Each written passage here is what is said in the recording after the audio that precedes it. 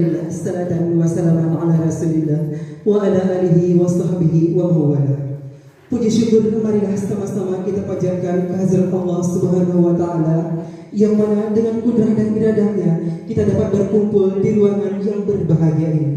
Salawat beriring salam tak lupa juga kita sajikan kebangkuan alam Nabi besar Muhammad sallallahu alaihi wasallam yang telah berhasil merubah pola pikir umat manusia. Yang kami hormati Bapak Kepala SMA Negeri 2 Aceh Barat Daya, perwakilan tokoh masyarakat, perwakilan orang tua atau komite sekolah, perwakilan dewan guru, perwakilan siswa-siswi SMA Negeri 2 Aceh Barat Daya, dan para calon guru penggerak angkatan 7 yang berasal dari SMA Negeri 2 Aceh Barat Daya. Mengawali acara kita pada hari ini, marilah sama-sama kita bacakan ulumul kitab Al-Fatihah dalam hati masing-masing.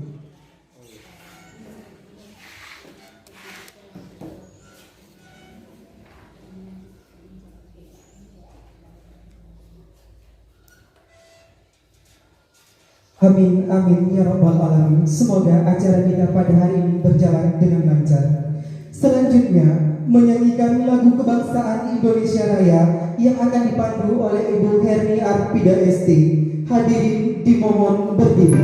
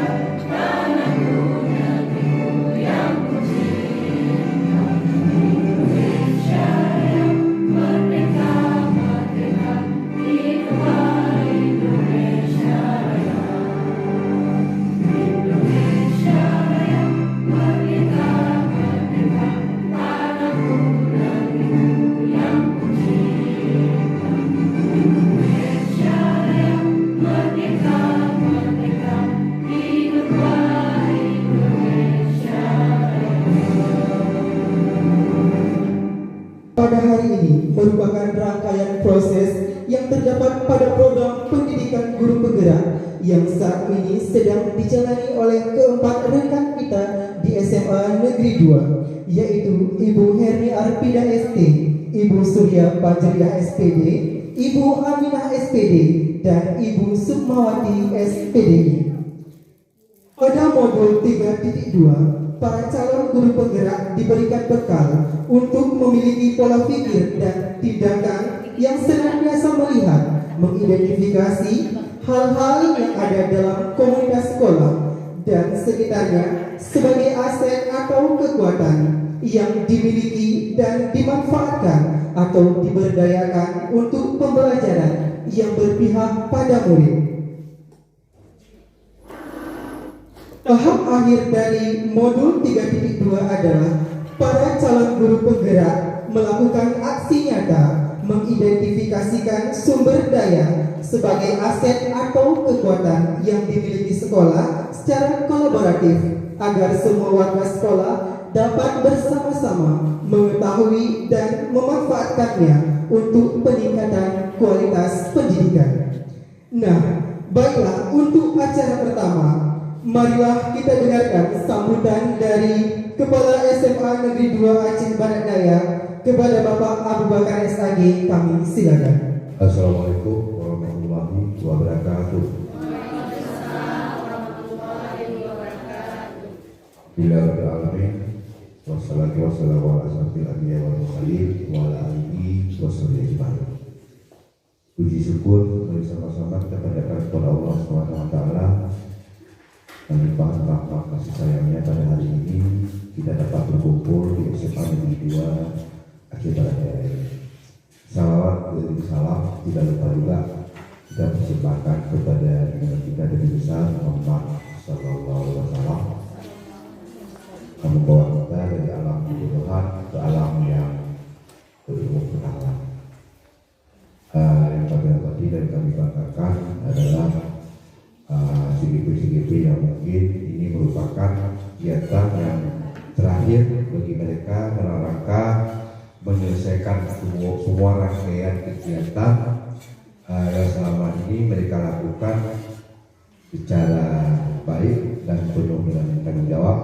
Maka oleh karena itu harapan kita mudah-mudahan apa yang mereka lakukan selama ini menjadi suatu hal terobosan baru dan menjadi pioner, menjadi pendobrak sehingga kegiatan-kegiatan ini bisa menjadi berimbas kepada perbaikan sekolah secara umumnya.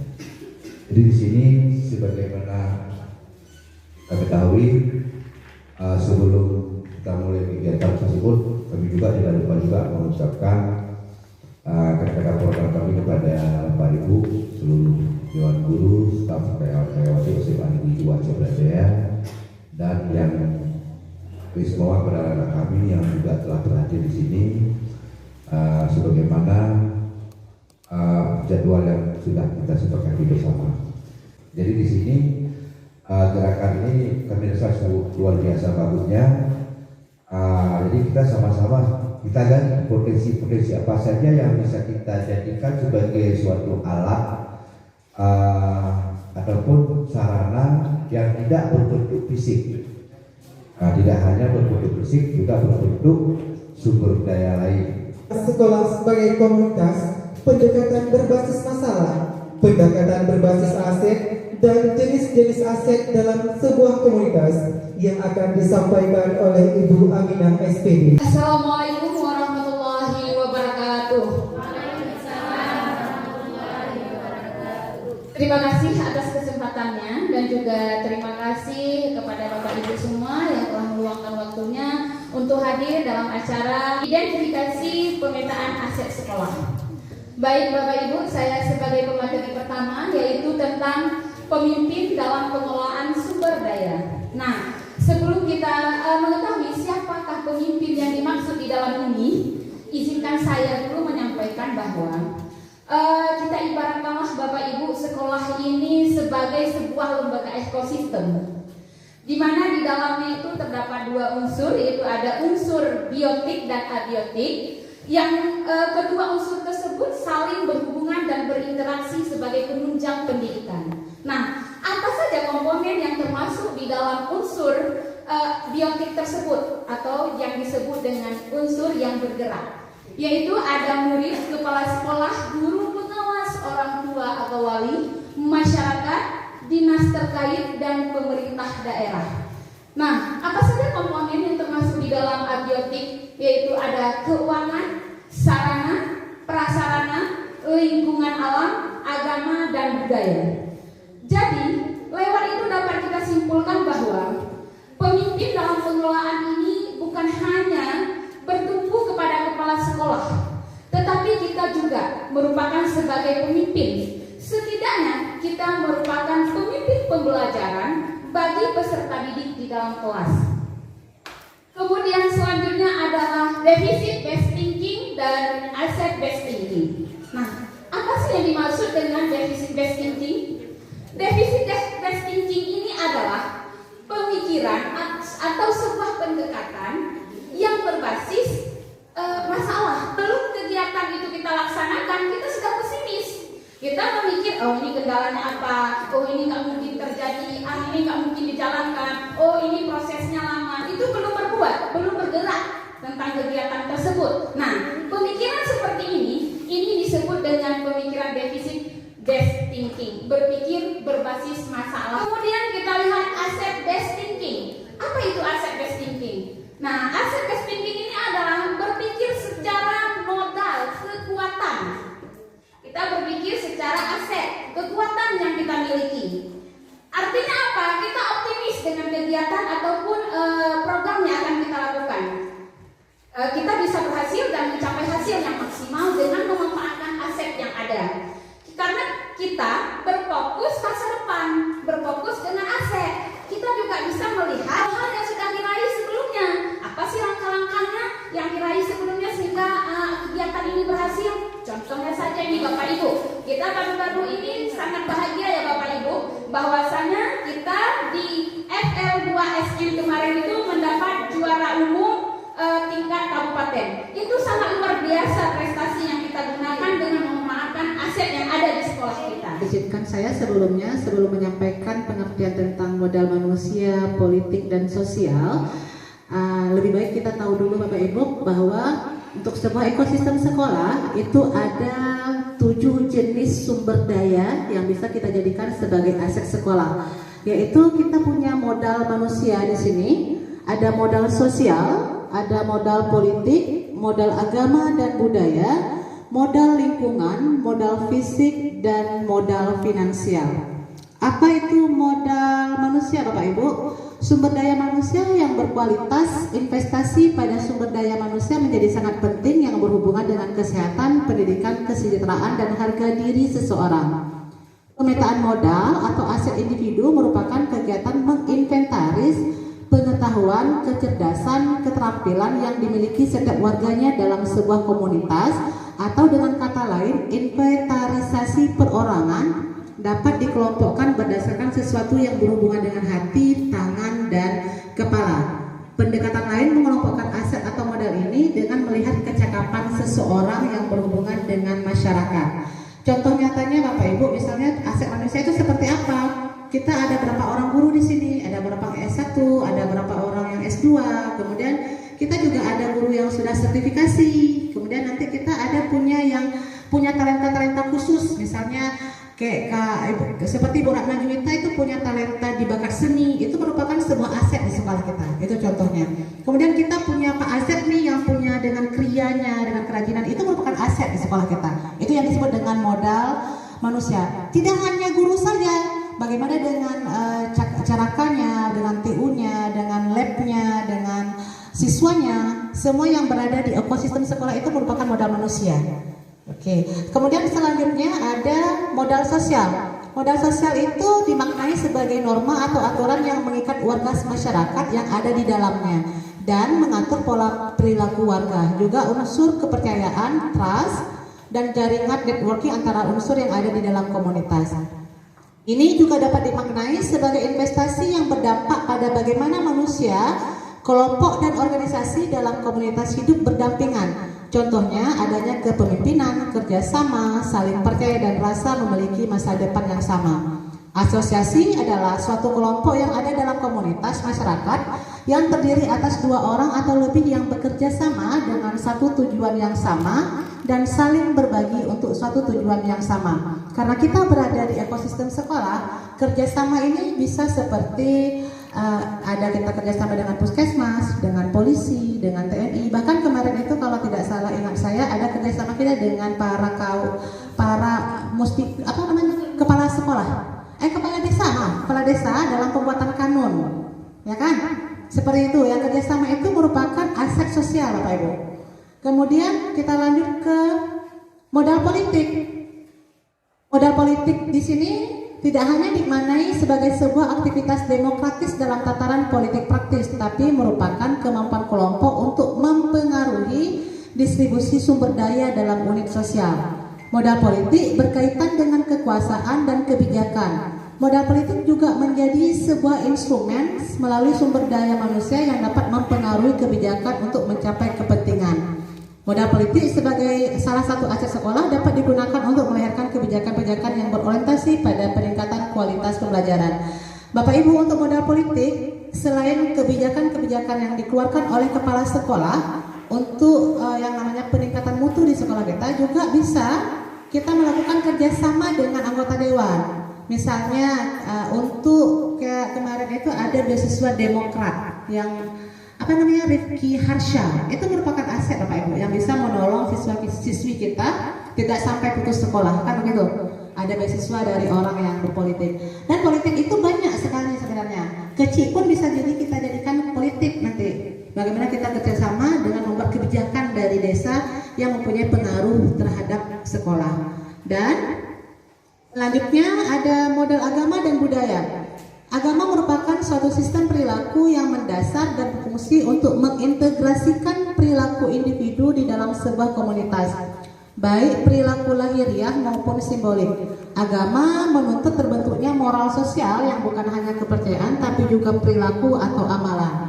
Kemudian ada modal budaya, merujuk pada hasil cipta dan karya manusia yang unik lahir dari serangkaian ide, gagasan, norma perilaku serta benda. Modal budaya dijelaskan dari 3 hal, yaitu keadaan yang melekat dan mewujud seperti nilai dan tradisi yang dianut dan berkembang dalam masyarakat, keadaan konkret hasil cipta dan karya, dan kemudian semua benda yang dihasilkan oleh manusia.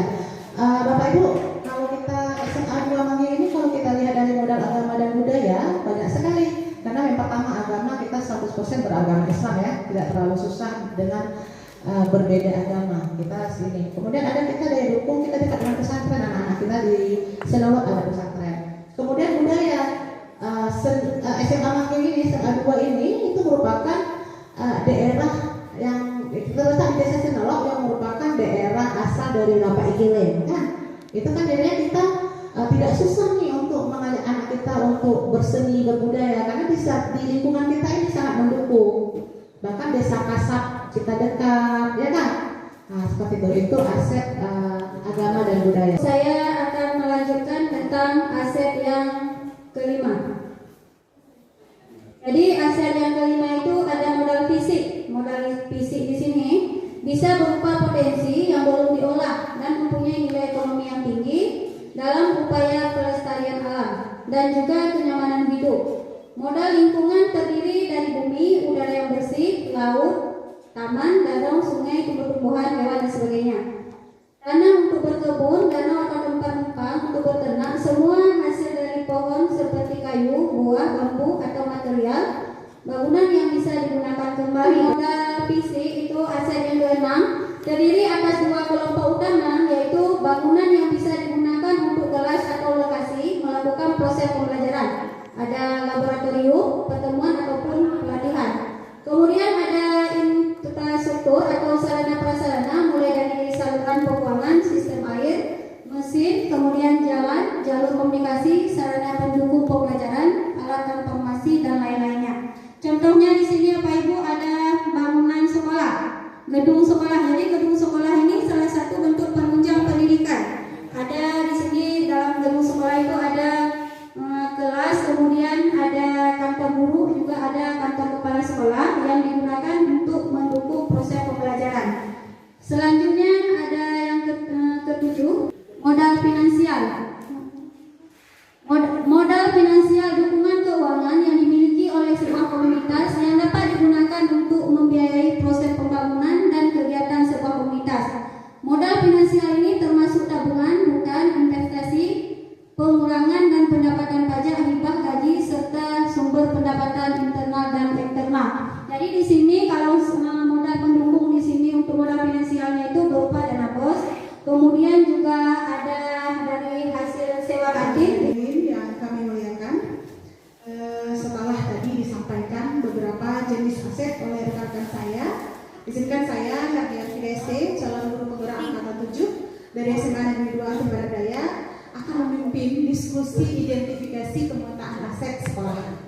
Nah, Bapak Ibu, oleh karena itu, untuk memudahkan kita dalam mengidentifikasi aset, kami para CGP telah menyiapkan form atau lembar isian yang nanti bisa kita gunakan. Mungkin ada yang mau menuliskan atau menyampaikan secara langsung boleh. Nah, sekali lagi, kenapa ini harus kita identifikasi? Kenapa harus melibatkan anak? Kenapa harus melibatkan siswa, guru, orang tua, wali, tokoh masyarakat, dan semua warga sekolah? Kita melakukannya secara kolaboratif. Sekali lagi, pendidikan ini semata-mata kita lakukan adalah bagaimana mengupayakan segala sesuatunya itu berpihak sama anak. Jadi apapun yang kami lakukan itu tujuan utama adalah bagaimana pendidikan ini memang keberpihakannya sama anak. Anak bukan satu-satunya objek. Nah untuk itu kita mungkin selama ini sering berpikir kita tidak mungkin melakukan ini itu karena kita tidak punya ini itu. Nah sekarang ayo kita berpikir apa yang kita punya supaya kita dapat berubah di atas kekuatan sendiri. Nah tadi ada 7 ya, minta tolong ada 7 aspek yang kita miliki dari modal manusia ya sampai dengan finansial. Nah mungkin ada yang ingin menyampaikan. Seperti dibilang kita identifikasi pemetaan aset sekolah, otomatis kita lihat isi dalam sekolah. Nah dari modal-modal ini ada 7 yang saya sampaikan tadi, 7 ya? Iya 7. Nah sekarang kita lihat modal manusia. Otomatis isi dalam sebuah aset itu harus ada penggeraknya. Salah satunya itulah manusianya. Kalau tidak ada penggerak, otomatis tidak bergerak. Dari modal manusia ini bisa kita lihat bahwasanya aset di sini otomatis kita lihat dulu dari cakapan seorang guru tersebut. Otomatis S1 minimal sekarang. Walaupun ada di emas sekarang udah harus maksimal S1. Dan yang kedua, di sini bisa kita lihat hampir belum 100%, ini beberapa atau kita bilang 90% guru-guru kita udah mendapatkan sertifikat pendidikan itu yang intinya udah profesional di bidang ini, di bidang akademik atau profesinya. Yang kedua, kita bisa lihat kalau dibilang modal manusia di sini, kita mungkin jangan cuma berpikir satu arah, tapi multi arah. Artinya manusia modal kita di sini banyak bakat-bakat yang terpendam ternyata guru ekonomi malah bisa berbakat di seni, contohnya Bu Ratna cerita. Habis itu ada juga bakat Pak Herman yang biasanya kita tanya dia jadi moderator hari ini, ternyata dia berbakat melatih anak-anak menjadi duta-duta untuk daerah kita provinsi. Kan itu bakat-bakat yang bisa kita manfaatkan untuk memberi buat anak-anak kita dan membuat sekolah kita menjadi Baik, tepuk tangan untuk Ibu aja. Ternyata kita punya banyak, ada guru fisika yang pandai handcraft, ada Bu Cudungsmeti, ada banyak, ada Bu Kairani, ada banyak. Ternyata selama ini kita mungkin belum terpikir. Ada siswa ketika kita lemparkan tugas, kita berikan seperti ini hanya PPT, ternyata sampai dengan video. Jadi luar biasa. Oke. Ada modal finansial yang terdiri dari ada bos reguler, ada bos kinerja, ada sewa kantin, yang ini merupakan modal utama dari SMA 2 Negeri 2 Abdul. Modal fisik di SMA Negeri 2 Aceh Barat Daya ini ada bangunan yang merupakan penunjang dalam pendidikan, contoh ruang kelas, ruang guru, ruang TU, ruang lab, ruang komputer. Saya ingin menyampaikan bahwa di SMA Negeri 2 Aceh Barat Daya juga memiliki aset atau modal di bidang agama dan budaya. Di antaranya pertama, seluruh siswa di sekolah ini 100% beragama Islam. Kemudian kegiatan keagamaan di sekolah ini berjalan dengan baik dan lancar, termasuk peringatan Hari Besar Islam. Itulah saya akan menyampaikan aset lingkungan alam di SMA Negeri 2 Aceh Barat Daya. Yang pertama, di SMA Negeri 2 Aceh Barat Daya ini memiliki lingkungan yang asri, hijau, dan bersih. Kemudian lingkungan SMA Negeri 2 Aceh Barat Daya ini juga dekat dengan tempat wisata seperti UJM, Sabihome, dan tempat sejarah. Sehingga kami para siswa bisa dengan mudah untuk belajar dan pergi ke tempat tersebut. Sekian Perwakilan guru, tokoh masyarakat, orang tua, dan murid, kita sudah melakukan identifikasi 7 aset. Mungkin ini bukan sebuah pertemuan yang begitu sempurna untuk kita berhasil mengidentifikasi keseluruhan aset, namun setidaknya sudah kita mengawali apa saja aset yang kita miliki. Nah untuk itu kita mungkin ada pertemuan kedua dan ketiga untuk melengkapi aset apa saja yang kita miliki. Nah untuk hari ini sudah memiliki gambaran ya, gambaran bagaimana cara identifikasi aset.